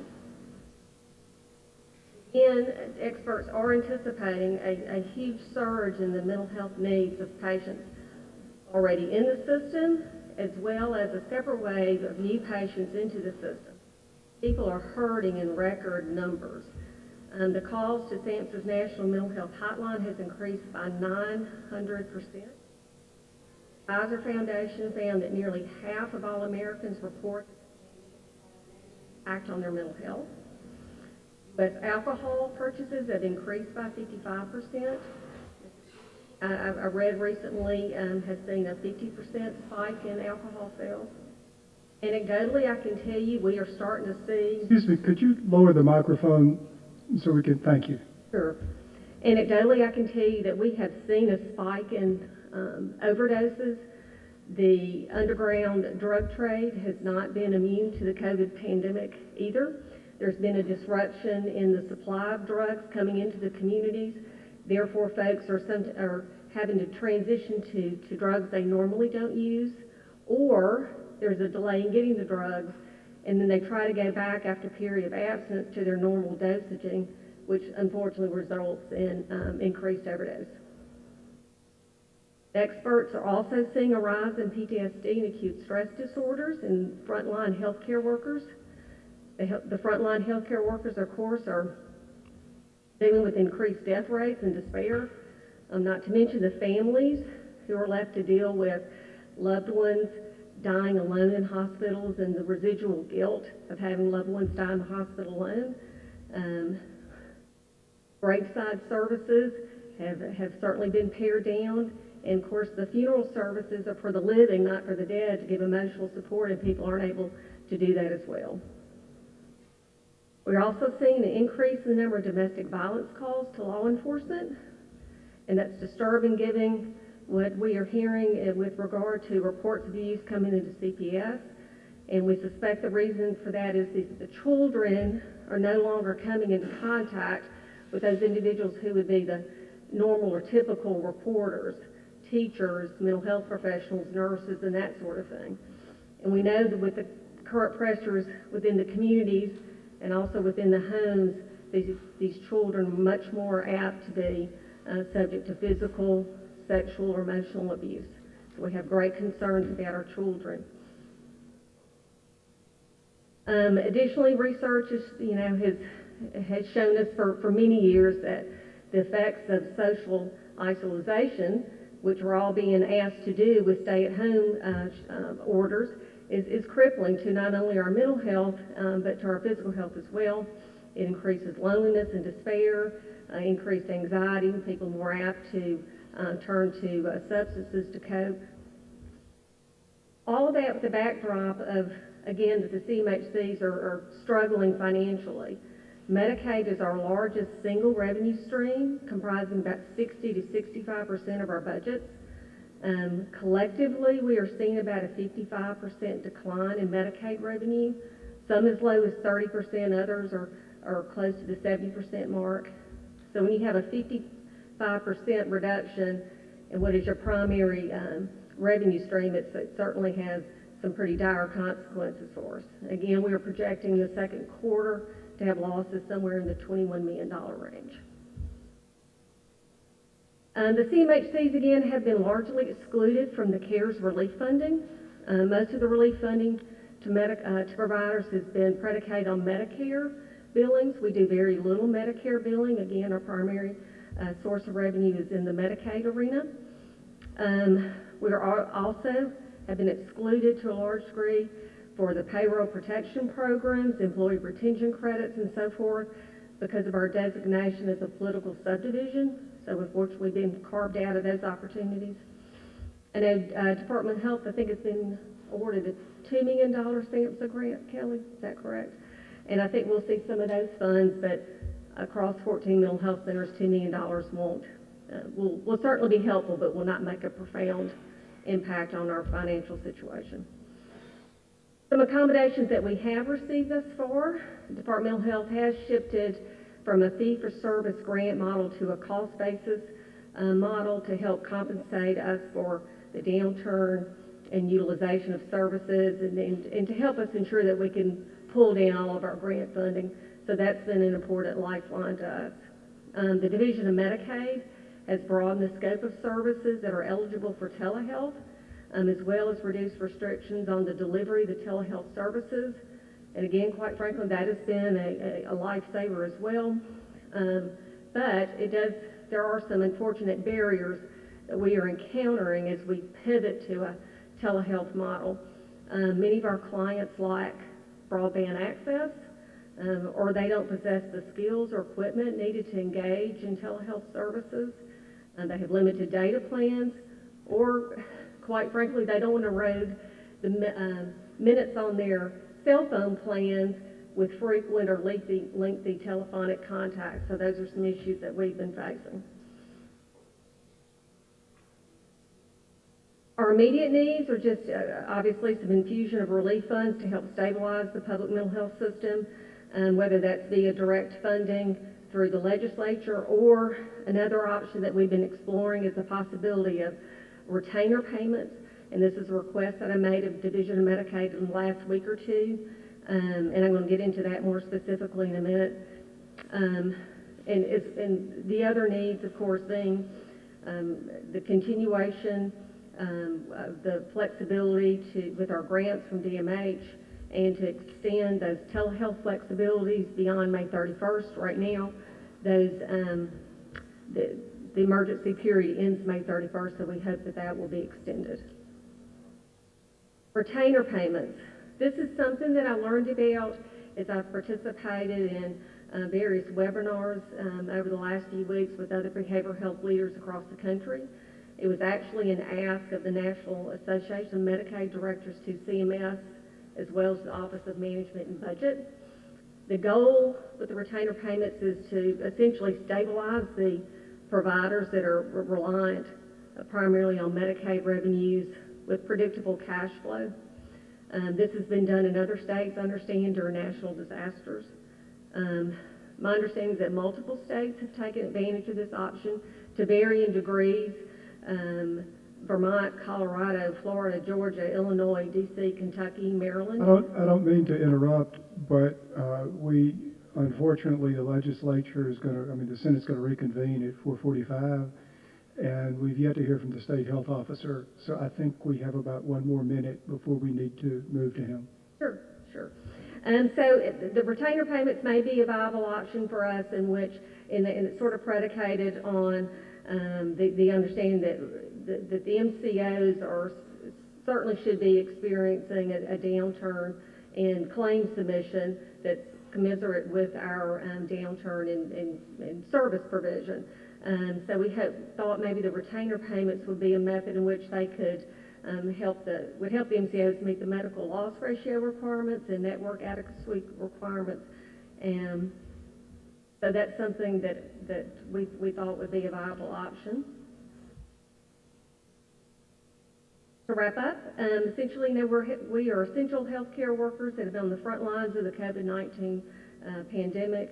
We have not received any substantial relief funds from the federal the care package, and to adequately respond to the increased demands, the CMHCs certainly need to be adding more crisis therapists, not furloughing our staff, and we appreciate any support that you all could provide. Thank you. It would help us if you would continue to make us aware of what you believe you are eligible for under the CARES Act, insofar as you know that, and what your needs are and what revenue you're getting from other sources. Well, right, we're not getting any revenue from any sources. Thank you. I Sure. appreciate your being with us. And now we have the State Health Officer, Dr. Dobbs.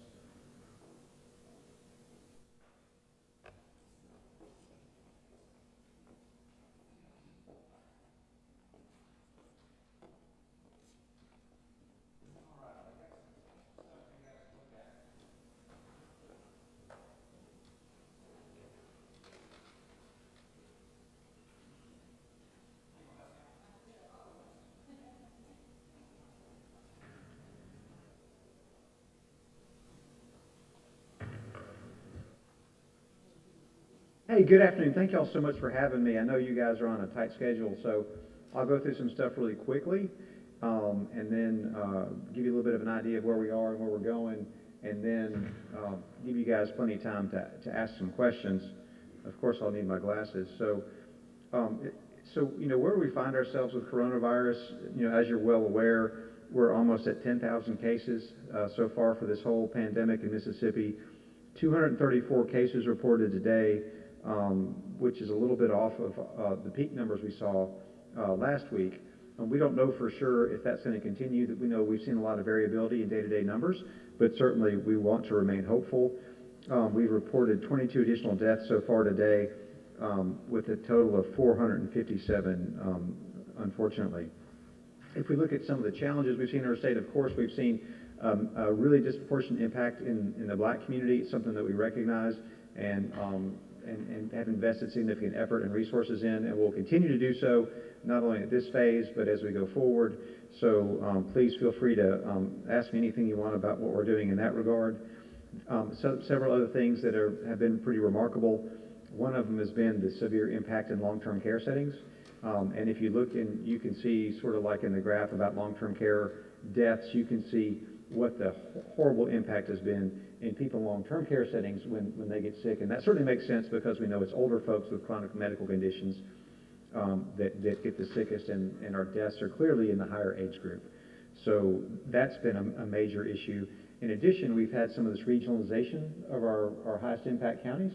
And today, the governor, he did sign an executive order with enhanced public health procedures in Natala, League, Scott, Neshoba, Newton, Jasper, and Lauderdale for mandating wearing of masks in the community, at work, trying to push some of the social distancing and some of the protective effects that we can see in the community. But in addition, the health department's going to invest a lot of resources in these areas, working to do aggressive testing, contact tracing, outbreak investigations, communications. And over the past week, I've personally met with a lot of the folks in the different counties, and also with Choctaw Nation. Had a really wonderful visit with those folks. So very, very active. Going forward, we are going to do additional testing. Mississippi's been very aggressive in testing. We've done over 97,000 tests. It's really a little bit more than that. We just have some labs that haven't reported all their negatives, so I suspect we're well over 100,000. We're probably clocking around 2,700 to 3,000 tests a day, somewhere in that range. We well expect to be over 3% of the population for the month of May. In addition to our testing that we have done traditionally, we are ramping up testing and plan to test every single nursing home in the state within the next couple of weeks or so. It's an ambitious goal, but we think we can get there, and we have a great team that's assigned to that. I will go ahead and go just a little bit about the public health response and give you guys an opportunity to just understand what that entails. Public health strategies, these are sort of tried and true things, but they're modernized based on science and what's going on with coronavirus. 100% contact tracing, isolation, and quarantine. This is something that we never abandoned throughout the entire pandemic. When in early April, when people were talking about, hey, you need to start doing contact tracing, we said we never stopped. So we've been maintaining teams the whole time, trying to make sure that we can identify people who needed to be isolated and kept out of the community, but also, too, what we'll do is we'll find the people who were infected, get their close contacts, their family, and put them on quarantine orders such that they stay home, and then if they get sick later on, they don't infect the community. If you look on the page before, you can see this map that says MSDH epidemiology response teams case volumes, and it's very demonstrative of what's going on across the state.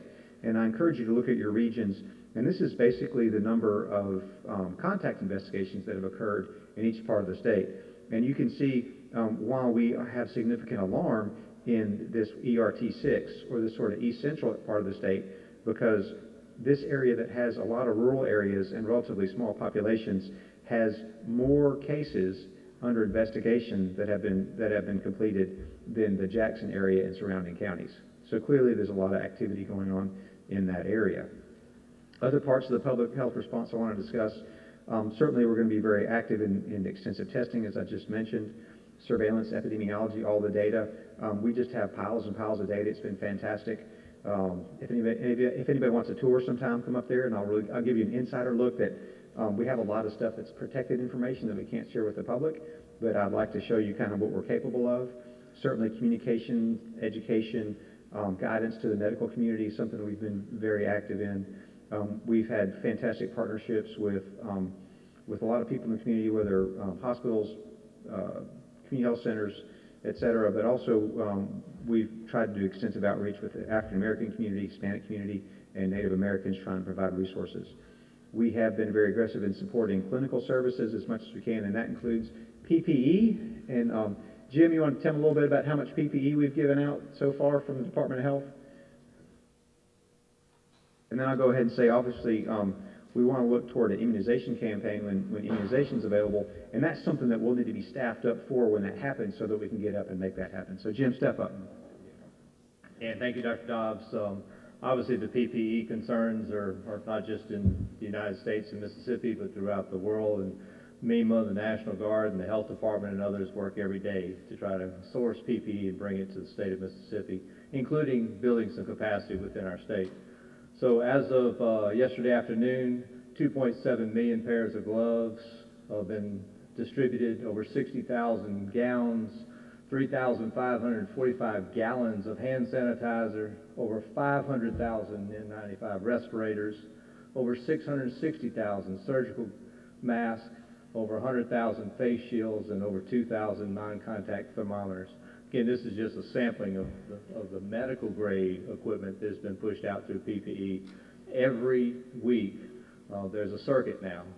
Monday, Wednesday, and Friday, we make deliveries north, central, and south to healthcare, and Tuesdays and Thursdays we push non-medical grade equipment to the emergency responders and others that need protective equipment through the county EMAs north and south. So it is a true production now of receiving and dispensing PPE throughout the state of Mississippi. Thank you, Mr. Craig, and they have done a fantastic job, Jim and his team, but also our MEMA partners and Director Michelle. One of the things that I do want you guys to keep in mind is we still have shortages sometimes in nursing homes trying to get PPE. So there's a lot of demands on the protective equipment, but our priority has to be protecting people who are taking care of patients with coronavirus. So we know that they need to be protected, and that's going to continue to be our priority, as long as we have to, until we have more than ample stocks of protective equipment. And then the last thing I have on here is proposed disbursement for the CARES Act funding. And I'll just go over it real quickly, just by components. A lot of it's going to be direct coronavirus related. Certainly we need to have the infrastructure and the staff to go forward to do the contact tracing. Right now, all the people who are doing the contact tracing and the quarantine work are actually our other nurses, like our family planning nurses, our licensure nurses, our TB nurses, our epidemiology nurses. And one day they're going to have to go back to work. And so we need to backfill those folks. We've hired some contract folks and everything, but we need to build up that public health team such that if we go through this summer, we'll continue to have work to do. But if we get into this fall spike that's been predicted, we have to have the team ready to go. And we got to have, not only will we have this team of people trained up and ready to be our nurses, our disease investigators, our epidemiologists, that will be this new team. Then if we have to beef up that team again with our TB nurses, our epidemiology nurses, our licensure nurses, we'll actually have double the force that we have now and can hit it even more aggressively. Additionally, we do have some requests in here as far as these different women and child health programs, because we know with people losing insurance, they're going to seek more help from the Department of Health. We want to be able to make sure that people can get their mammograms, or that women can get their pap smears, or people can get their reproductive health services. So that would be greatly appreciated for that increased demand that we anticipate. Additionally, we need help with the lab. It's expensive to run the lab. The lab's done a fantastic job. We also have a research request of $120,000. We would like to invest in research into disparities in coronavirus to understand why there was such a disparate impact in the Black community and other areas. But this is information that not only is relevant to coronavirus, but will help us understand disparities in general and be more prepared when we address these things in the future. If you could see fit to also, we would like to request money to support community health centers to help them in their efforts. They do get federal money, but it's tightly constrained on what they can do with it, and we want to support their infrastructure in addition to the MQHC money that is distributed every year. And then at last, you can see for FY20 and FY21, a lot of, the health department is funded primarily through federal grants, third-party earnings, and fees. About 11% of our budget comes from state revenue, and so we have had significant losses this year from coronavirus already. About $8 million in lost revenue that we use to run our operations. And so if there's available funding left in the CARES Act, we'd appreciate your consideration in that regard as well. And that's all that I have, and certainly would love to entertain any questions. I believe it's 4:45, and so technically the hearing has to end at this point because the Senate's in session, but we can still sit in this room and talk. But if anyone feels like there's something urgent that's likely to happen up on the floor and you don't want to miss out the action, we'll certainly understand you're going up there. Dr. Dobbs, I would say to you and also to the Department of Mental Health, I think I'm right about this, but I don't know. But I believe that under the CARES Act, we are prohibited from making up for lost revenue. I'm wrong about that. Good. But I think that if we're dealing with government, that we can't do that. And if we have budgeted money as of March or whatever we were budgeted in the last budget, we can't go behind that. I think, however, that if you have additional expenditures for COVID, that we are able to use CARES Act funds to reimburse you in this fiscal year for expenses you had in this fiscal year. So what I'm saying is, and I think I'm right, but I'm not sure, in ordinary circumstances, what you would do is you would shift line items in your budget or move money around in order to avoid having to ask for a deficit this fiscal year. And that would be good management, and you would pat yourself on the back.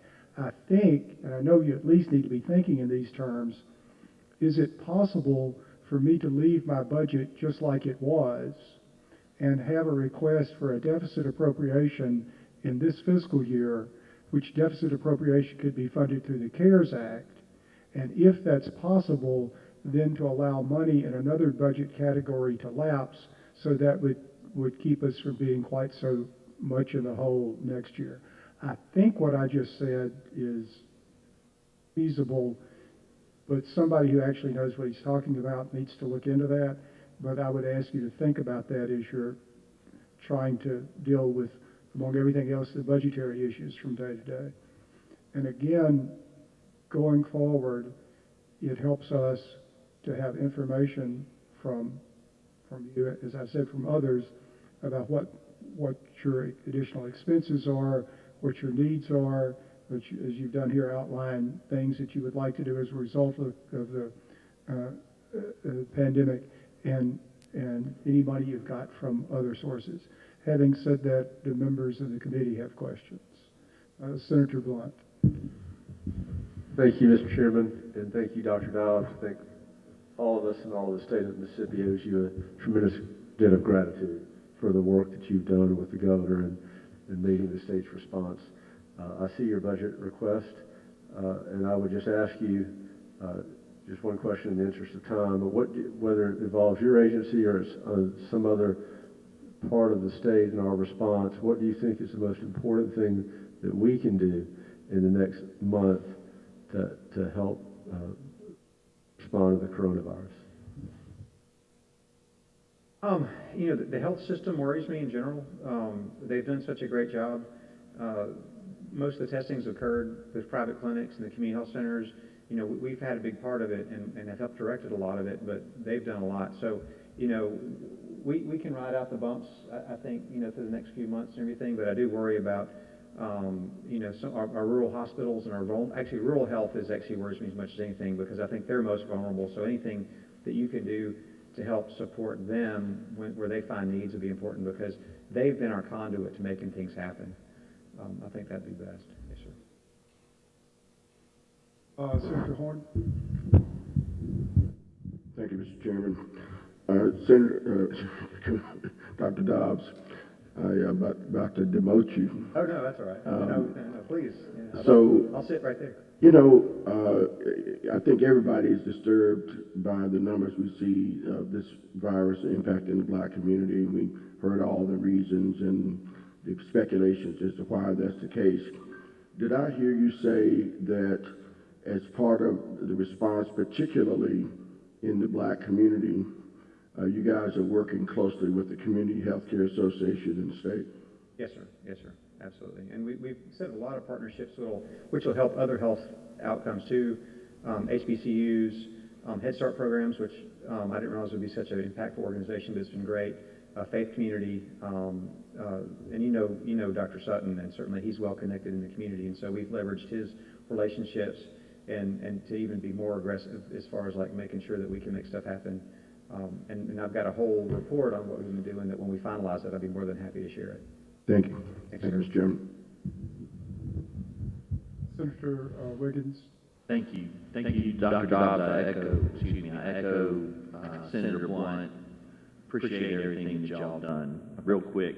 Thanks, sir. To your chart, the one on the long-term care facility deaths, if I understand the chart, it looks to me like that really starting around April 12th or thereafter, the deaths in the long-term care facilities is what's really happened. Yes, sir. Relative to prior to that. So since that time, if I'm reading the chart correct, the deaths that we've seen reported have really been coming from the long-term care facilities. So we started doing all this in March, so to speak. So why and or what is happening in that regard? Because at least in my recollection, and I've tried to catch as many of your press conferences as possible, I didn't realize that this trend is what's been going on, and I don't think the media's reported it as such or as much. So what is going on? And I'm also thinking of the 14-day lag period, if you will. So am I reading your chart right? What's going on and why? Yes, sir. I think you're exactly correct. And if we look at what happened in other places, and if we used Milan as an example, what almost certainly happened is it got spread within the general community, and then over time it found its way into these vulnerable pockets. And that's kind of what's happened here that we've seen, because as we look more at these long-term care outbreaks, what we see is and part of it's what we've learned about the virus and how important asymptomatic cases are, where we'll find an employee who's asymptomatic as it evolves, and then it finds its way in. So part of it's a timing issue, I think, when it gets into the long-term care settings, because they've been really very good for the most part. But once it gets into a nursing home, say, the rate of severe illness and death, it just far surpasses. If you look at a county like Scott County, where most of the cases are 20, 30, 40-year-old people, they've only had like 2 deaths for all of Scott County. For all the cases they've had, it might have gone up since then. So really, it's really just getting to that vulnerable population, and it's just taken a while to get there, and a lot of it's driven almost certainly by this asymptomatic shedding, where people come into work, or we have nursing home residents who like go for dialysis or go out for something and get exposed unknowingly and bring it back into the nursing home. What about family connections or family transmission? We've so severely limited family. That could be a component of it. Sometimes they'll come in, but most long-term care folks have not allowed family visitations except for end of life. So mostly it's probably been employees or patients coming and going. Okay, thank you very much. Oh, thank you, sir.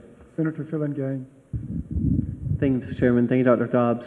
Quick question about ventilators. Have we gotten a supply of those, or our healthcare facilities, stockpiling those, or how are we doing with regard to ventilators? We're doing quite well. We should, I think in the preparation phase, and especially when we worked with the hospitals to stop all their elective stuff, right? And so they took a pretty big hit at our request, and certainly appreciate that. We saw the ICU rates and the hospitalization rates just drop dramatically. Hospitals were almost empty if you visited one. And so we got all ready, and once patients started coming in, we had adequate ventilator supplies. Never really had a stress. The other thing that we're fortunate in the United States to have that I don't think probably other places have is we have a lot of ventilator backup options. So in every ambulatory surgery center, they have general anesthesia. They use basically ventilators that are just purposed for a different reason that we could use. And so we never really got below about 600 real ventilators that were available for use. And then we had another 600 on top of that could have been repurposed from other sort of ambulatory surgery centers or operating rooms or that sort of thing. So we have purchased some additional ventilators, and then we always had 200 basically small ventilators that we could have used in an emergency. So, for what we experienced, we were well-resourced. I guess we'll just have to look forward to what could happen in the future. But again, like we had this time when they asked, the bigger problem actually was staff. If we ever got to where we had to have 1,500 people on the ventilator, it would be staff would be the biggest problem, even if we had the machines. And can you also tell us about this new phenomenon we're hearing from other states about the children with the Kawasaki-type illnesses related to the COVID-19? Yeah, and I've heard that we've had some of that in Mississippi, and we're still just really learning. Not only in children, but adults sometimes they've noticed that like maybe 2 or 3 weeks after the onset of illness, all of a sudden people start having fever. And it happens to adults too. So there's some sort of reactive immunologic process. It may be the immune system started developing almost like some sort of weird reaction to the virus where people have this. And that it's probably something like that, where it's an imbalance between the immune response to a virus that's already sort of waning. Thank you. Yeah, thanks, sir. Anyone else? Thank you. Did you get my message I sent you about all the mistakes you were making? Oh, I did. Thank you, sir. I sent Dr. Dobbs a message that he was making mistakes just right and left every day, and if he would get in touch with me 3 or 4 years from now, I would tell him exactly what they were. And I mean, I'm being silly, but I think that's the situation we're all in. Dr. Dobbs, the governor, his counterparts, all of us in the legislature, we're all dealing with imperfect knowledge. And what we can do is listen to people who we have confidence in, who have expertise, try to do the things that it appears make sense at the time. But we all know we're making mistakes, and we're going to make mistakes. That also is true with the funds that we're here talking about, the funds we're going to distribute. We're going to make mistakes, but we've got to do something now. We've got to do it in real time, or it won't matter. And so I think Dr. Dobbs, the governor, and everybody else that's struggling with this, and in particular all the individuals who are actually treating patients, really deserve a great deal of gratitude and a great deal of room in which to operate, because I think generally speaking, everyone everywhere is doing the best he or she can. So thank you for being with us. Again, I'll say to everyone that's here, I'm sorry we got short on time. I'm sorry you didn't hear fully from everyone, but please get us the information as it changes about what you have, what we need, what we might do for you, and we're trying to piece together what's permissible under the CARES Act with our needs. So thank you all, and thank you to members of the committee.